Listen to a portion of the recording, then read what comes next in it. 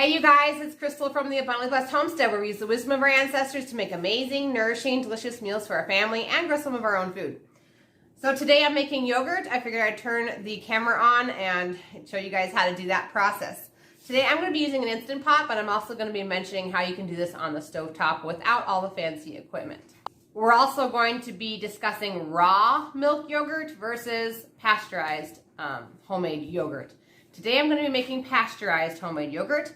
In order to make raw homemade yogurt, you would need a powderized yogurt starter or leftover yogurt from already doing this process. And if you have leftover yogurt from already doing this process, you already know how to do this process. So I don't have any leftover powderized starter to make yogurt. So we're going to go ahead and take my milk, my farm fresh milk.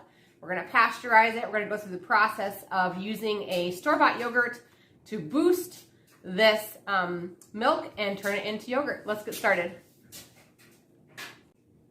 Okay, so if you're going to make a raw yogurt, you would pour your raw milk into your Instant Pot chamber, load it into your pot, put your powderized yogurt starter into there, stir it around, and then go ahead and just push your yogurt function, which is on the front of your Instant Pot.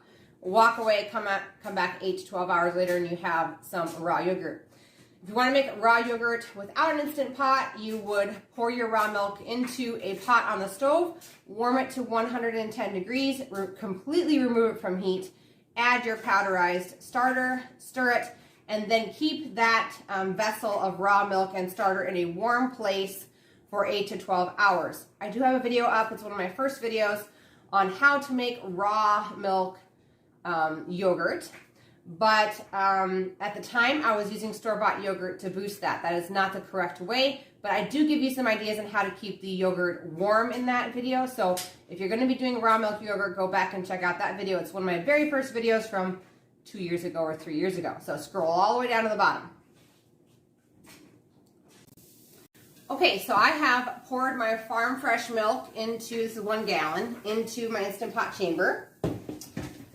Like I said, you could use pasteurized, organic, store-bought milk or not organic if that's something you're going to choose.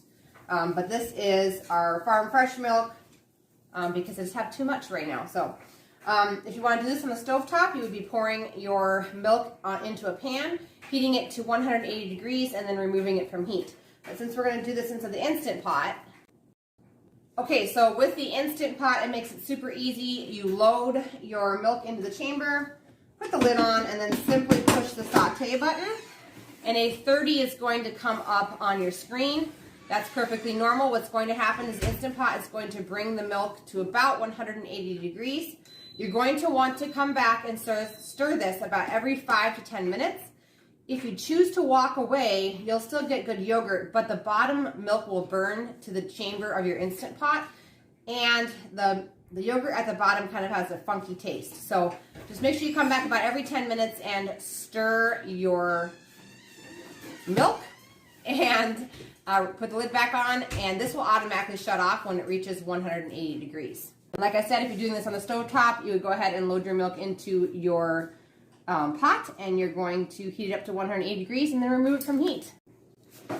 Okay, so I did want to quickly mention that you are not going to be locking the upper vent up here. It's going to remain open on venting through the entire process.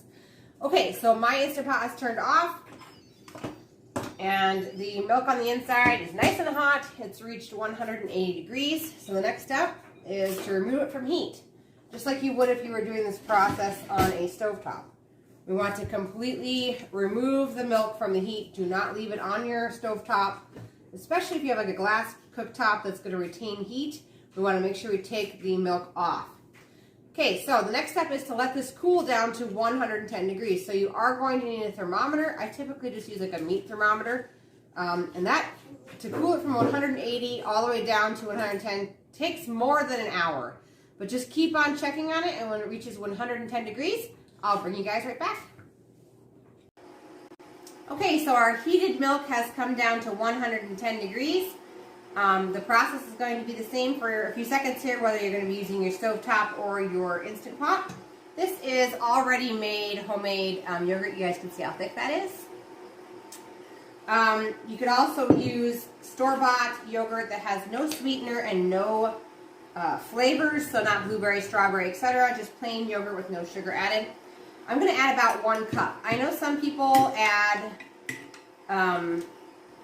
4 tablespoons or something, but mine always gets nice and thick if I just go ahead and don't be skimpy and just give it a whole cup, okay? The reason why we have to wait for it to get down to 110 degrees is because we don't want to kill the live active bacteria inside of your yogurt. Okay, so then this is, we're going to do this on the stove top. You're going to go ahead and move this to a different container. And like I said, you guys can catch my very first video, all the different ways to keep yogurt warm. Everything from a cooler and hot water to an oven light. It's all discussed in that original video.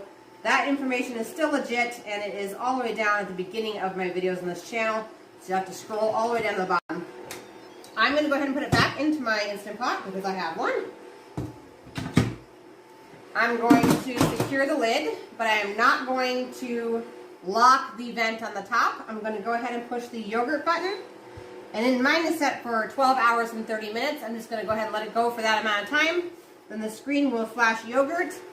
And then we're going to go ahead and remove the entire inner casing of the Instant Pot. And I'm going to move it to my refrigerator and cool it for 4 hours.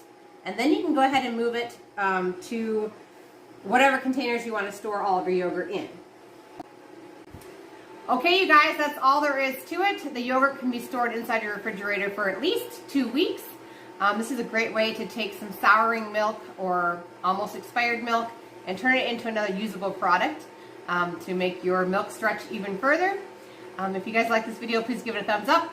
I'll see you guys in the next video. Thanks so much for watching.